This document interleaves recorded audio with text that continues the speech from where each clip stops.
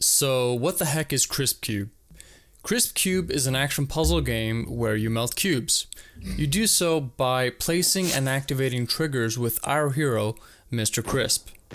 Now you want to melt every cube that is on the stage except for the black void cubes.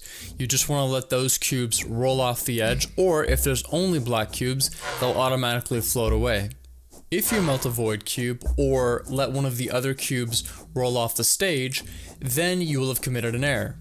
This is important because committing errors will actually make the play area that Mr. Crisp is standing on start to fall away.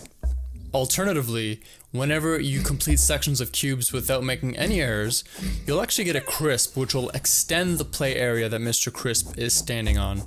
If you manage to clear all the sections of cubes rolling towards Mr. Crisp, then you will have cleared the level. However, if Mr. Crisp has nowhere to go, then he will fall to his demise. Before we look at some cube types, let's take a look at the trigger system in Crisp Cube. There are two kinds of triggers: standard triggers and special triggers. Mr. Crisp can always place at least one standard trigger on the tile he is standing on. He can then activate his standard trigger to melt a cube that has rolled onto his standard trigger. Special triggers, however, are created when a special cube is melted. They are separately activated from standard triggers. Initially, the first world players will have access to will contain the normal, special, and void cube types. The normal cube has no special properties and must simply be melted. The special cube will create a 3x3 grid of special triggers where it was melted. And, as mentioned earlier, the void cube must not be melted or an error is committed. The water cube is different in that the only way to melt it is by touching it with Mr. Crisp. If a water cube comes into contact with a standard trigger or a special trigger, that trigger will be removed.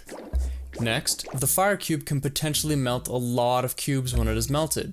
When a fire cube is melted, it will spread and melt all adjacently connected normal cubes and fire cubes.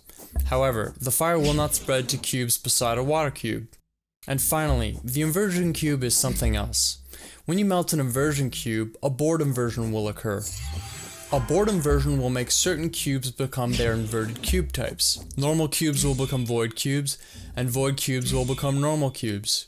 Water cubes will become fire cubes, and fire cubes will become water cubes.